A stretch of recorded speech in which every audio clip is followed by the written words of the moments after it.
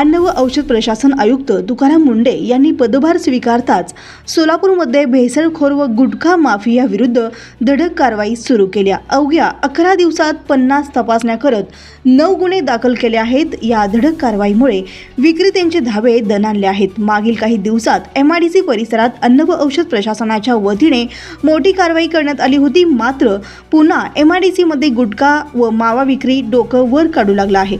MIDC परिसरातील सुनीलनगर चौकातील पानटपरीमध्ये निर्बंध असलेली सुगंधी तंबाखू, विमल, RMD यासारख्या विविध कंपनीची गुटखा व मावा मोठ्या प्रमाणात विकले जाते। अन्न व औषध प्रशासन शहरात विविध ठिकाणी कारवाया करत आहेत।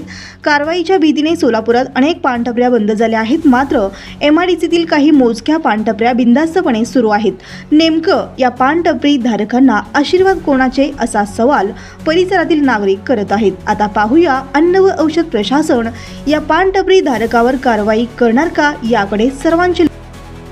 बंधुप्रेम न्यूज चॅनलला लाईक, सबस्क्राईब व बेल आयकॉन दाबायला विसरू नका। धन्यवाद।